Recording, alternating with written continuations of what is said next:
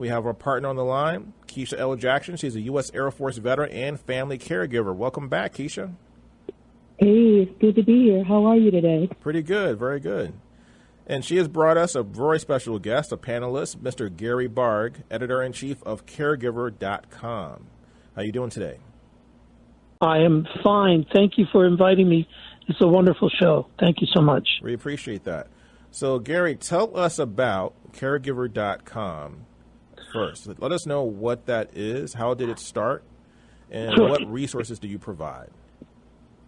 Well, everything we do at Caregiver Media Group, Caregiver.com, today's Caregiver Magazine, the Fearless Caregiver Conferences, and our books and all the media have to do with our love. Before we get there, let us know what Caregiver.com is, because most people have never heard of Caregiver.com. I just learned about it today. So what is Caregiver.com first, and then how did it get started?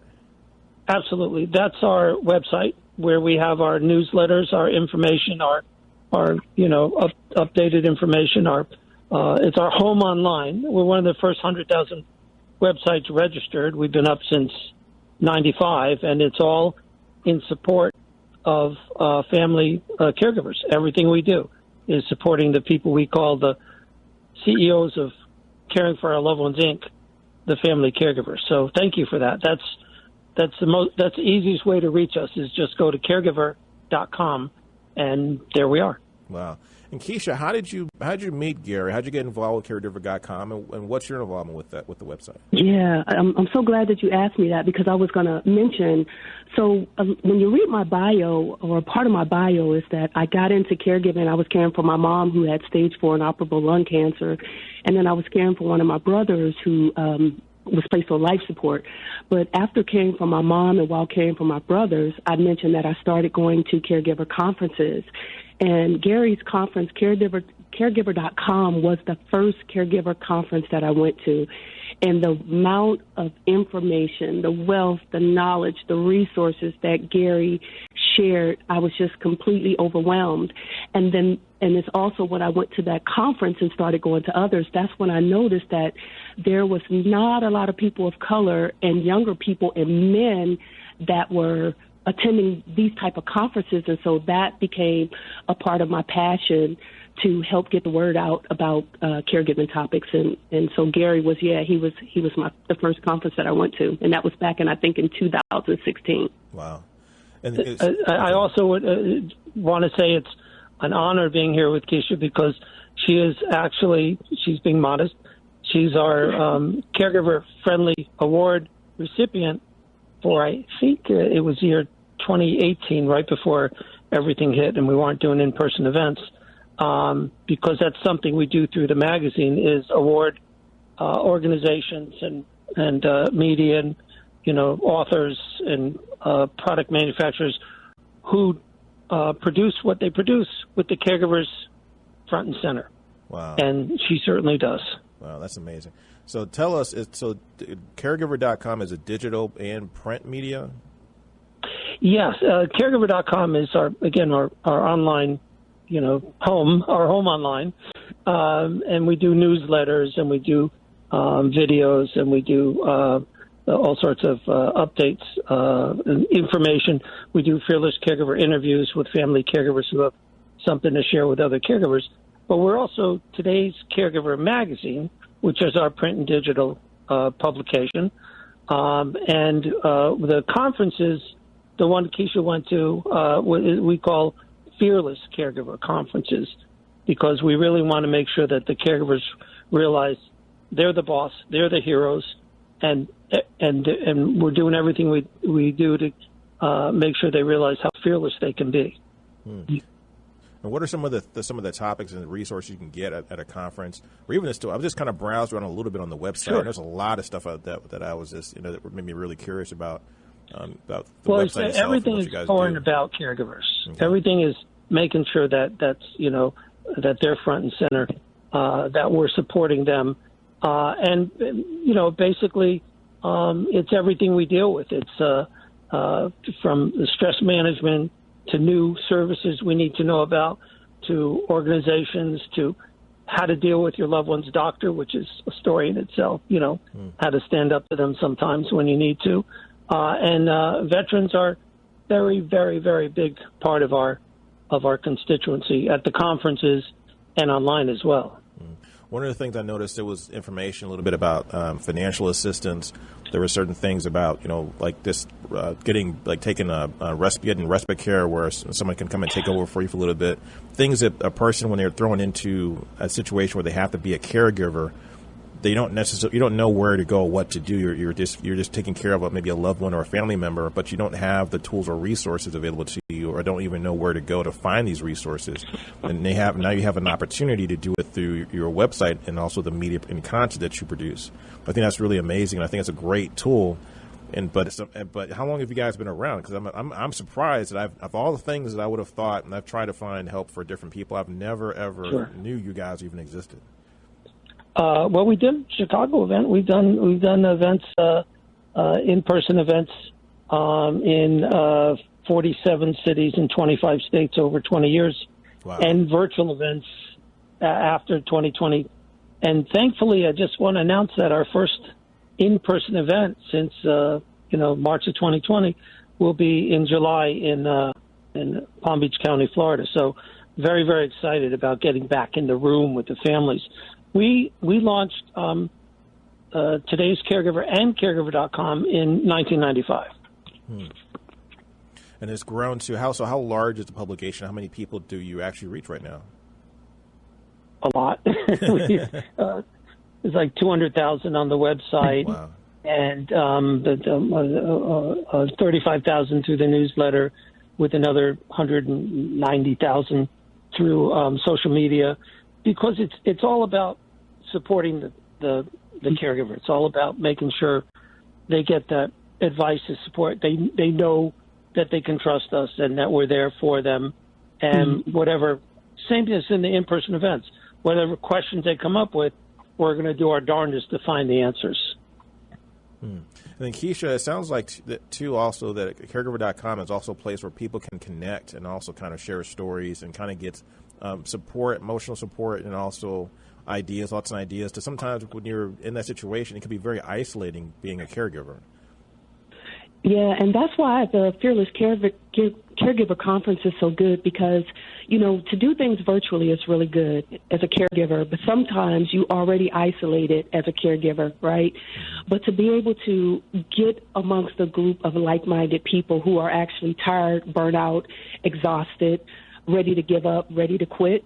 But when you're in that room with others and you have different people that are providing resources or talking to you or saying it's okay, and Gary is extremely personal to the point where if he's on a platform, if he's on a stage, he'll come down, he'll walk up and down the aisles to make sure that you're comfortable, to let you know that you're not alone, that you're not by yourself.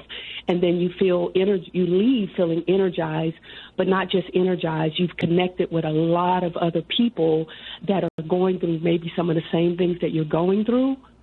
That could be your support for life, or you can be their support for life. And so you're leaving more encouraged. Wow. Now, on the website, I noticed there was a lot of celebrities on the cover of the magazines. Like I saw Will Wheaton from Star Trek Next Generation. I saw Jennifer Grey, who's known for Dirty Dancing, and also Ferris Bueller's Day Off. Marlou Henner from Broadway, and also the TV show Taxi. So what are their connections to the caregiver, and what's their involvement or interaction with caregiving in general? What are their stories? Why are they on that magazine? Well, that's exactly the right question, because I say caregiving is a great equalizer. If you're caregiver with this famous face, or 12 people in the world know you, and you're caregiving. Challenges are different, obviously. Well, I wrote a book called Caregiving Ties That Bind, which is about 150 of these caregiver cover stories, because when you read it, you realize, okay, they're famous, okay, there's money there, but I see that they're also a loving daughter, a dedicated spouse, a parent going through humanity, the human issues that we go through as caregivers. And we found that it just seems to be helpful to realize that no matter who you are, what what station you are in life, if you're caring for a loved one, you're caring for a loved one. And we've had many at the conferences, Keisha for one, celebrity, but also Debbie Reynolds, Della Reese, Clay Walker, Clay Aiken. And when you see them in the room with the 250, 300 family caregivers, you're really just seeing a room of caregivers. Mm-hmm. No one asked Debbie Reynolds about Singing in the Rain. They asked about how she dealt with her mother's rheumatism. Wow. That's so wonderful. Wow. Lakeisha, have you had experiences like that at some of the conferences? Oh, most definitely. I mean, the camaraderie, you build this network. Like even in the military, we have this network where we consider ourselves our own family. And then when you connect with the caregivers, it's the same feeling that you're in there and you feel like you know that you are not alone. Even if it's just to be able to share how you're feeling or to not share at all, to listen to someone and you say, oh, I was thinking that, but I didn't want to say it. It's just a great comforting feeling. Wow. So tell us, what are some of the greatest stories you have to tell us about some of the conferences? I'm really particularly curious about the conferences because that's where everybody comes together. And you do these all across the country, it sounds like. What are some of the touching stories, if you can name two or maybe one or two of those events where something that's really special happened? Absolutely. Well, we always work hard to have someone from the VA, a VA caregiver coordinator or benefits person there on the panel, and boy, do they get questions from family caregivers. But one year in Philly, we had Della Reese, and lovely, just she was an amazing human being.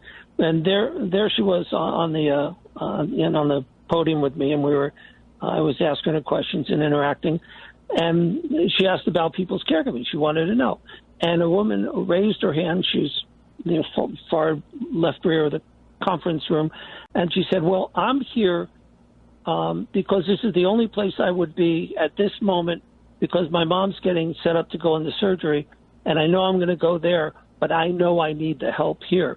And then she started talking about how she's helping all the seniors in her community, which is just a few miles from the conference site. And then she starts talking about she had a heart attack and she's had all these problems. And she almost didn't realize she was telling us how desperately in need she was physically. And from across the room, a caregiver raised her hand and said, "I know that community you're talking about. I live there. And from now on, you're not alone." Wow. And the next year, we were in the main line in Center City, Philly. They were sitting together the next year, and they told stories about how they were helping the caregivers in the community together. And I just think that's the most wonderful story I have about the power of care, the power of love, the power of community. Keisha, what about you? Yeah, I was just thinking when he was saying that, just from that conference that I went to down in Florida, some of the people that I've connected with, one of them, they have a caregiver cruise. Kathy, I cannot think of her last name right now. She has a caregiver cruise. Another came up with an invention. It's a free to go. It's a rollator for caregivers. So you connect with these different people, and that's something else that I really wanted to mention with this conference, that Gary allows different people through the Caregiver Friendly Award, through his conference, people that may have invented different things that are very helpful, those resources for caregivers that you may not otherwise hear about. And so you learn about them at these different conferences, and the very little things that you learn about are very helpful for others, as in the pillaways. I learned about it from the caregiver conferences, and my aunt raves about them. She is telling everybody about and tell us about the pillaways, how they work again. I can't remember exactly. There's something for. Tell us what they are. The bed sheets, pillaways. Yeah. Mm-hmm. Mm-hmm. So you put them on, and it's disposable. Yeah, they're wonderful. He won an award this year, I believe. And I'm sorry, go ahead. I just think he's Maxwell Cohen. He's a great example, like you, of caregiver friendly innovator. Wow, that's amazing. So these conferences really give you a lot of tools and resources that you can use in your everyday life, but also it gives you a place that you can communicate and also kind of get some support, some emotional support and some this human connection. What do you think is the most, as far as from your experiences, what do you think is the most I guess, challenging thing about being a caregiver? Is it more financial, or is it the emotional part? Because a lot of times when I talk to people who are going into the role of being a caregiver, the first thing usually that I hear is how are we going to pay for this? How are we going to afford this? And how is this going to affect the family financially? But of course, it's other things that triggers, because if you have a financial stress, that can also lead to more emotional stress. Absolutely. And I always say isolation's the killer. There's 66.7 million caregivers in this country alone. And at some point when we get that metaphorical phone call in the middle of the night, dad's been found wandering and the tests have come back and mom's fallen or whatever it is, you think no one's gone through this. I don't know how to do this. And you come to a Fearless Caregiver conference, or you get our free newsletter on caregiver.com, and you hear your story coming out of other people's mouths. And every caregiver has a piece of the puzzle some other caregiver needs. Every caregiver learns something. You've learned something in your caring for your loved one that I've been desperately seeking. And until I reach out and realize I'm not alone, other people going through this, and I come to events or I go online and I ask questions, I don't have the answers. So I always think that, caregivers are the real expert in care, and we got to make sure we do what we can to have them feel comfortable about opening up and sharing with each other, because that's where the solutions are. And then do you see that are there more resources available to veterans perhaps than civilians? Do you see that, or is it basically still mostly a level playing field as far as the types of resources that people can get to get either emotional support or financial support, or just having somebody who knows what to do? Because that's one of the things I had to be. When my mother had a stroke a few years back, I had to help her for a year or so. It was the biggest thing. I needed to get trained on things like transferring, things like, making sure that coming up with different creative ways to help her take her medication on time, things like that. There's amazing resources for veterans, and more every year. I always say, if you were a caregiver for someone 5 years ago and you get back into it because you're caring for someone else, the whole playing field has changed. You have to go and research your local and federal, state resources again. And as I said, we always have the local community's caregiver coordinator from the VA on the panel, so they can answer questions, or at least have a place that caregiver can feel comfortable asking the questions. I keynoted an event at the Blinded Veterans Association at their Tulsa conference 2 years ago, and that's bva.org. And they're an amazing group for anybody who's had, vision issues through who is a veteran. There's speaking of heroes, there's Elizabeth Dole's Hidden Heroes Foundation, and that's Elizabeth Dole Foundation.org. And I've gone to Mrs. Carter's annual gala where they were doing in person for a few years, and I met the folks who run Operation Family Caregiver at the Rosalynn Carter Institute, and just amazing. And actually, I met one of our cover interviews was Colonel Donald Sutherland, who's the chairman of Dixon Center for Military and Veteran Services. And Mrs. Carter introduced me to him. So there's a lot of support for veterans. Obviously, there's challenges, but you need to know your benefits officers in your community. You need to know the caregiver coordinators in your community. And even, you need to reach out to the Area Agency on Aging in your community through their helpline, because if they don't have the answer, they'll find the answer. They'll know someone who has the answer. Wow. This is a question for both of you, but Gary, I wanted to ask you this first. So what is your prognosis for the future? So because we have an aging population, not just United States, but globally, we have an aging population because people are living longer. So the people are having more ailments as they get older.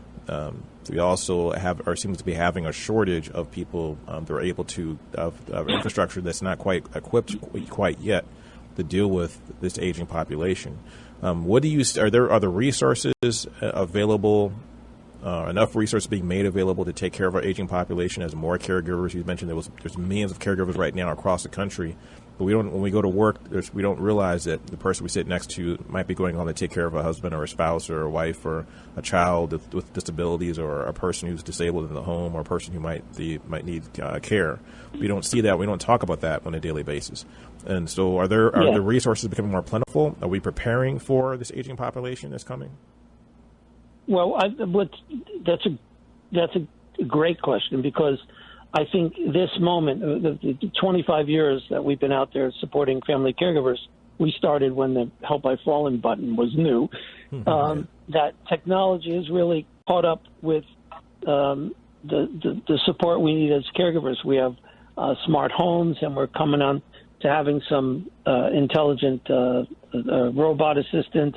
We have the support, the innovative little support AI dogs and cats that our loved ones with cognitive disorders can have in their lap and feel comfortable with.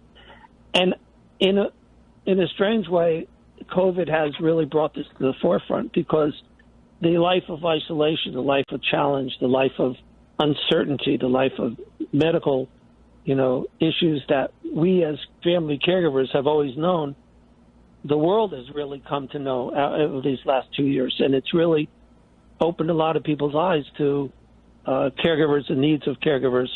So all of these things are coming together right now to offer, I think, more innovative solutions in the next 2 years than we've seen in the last 20 or 25. And that's why we love the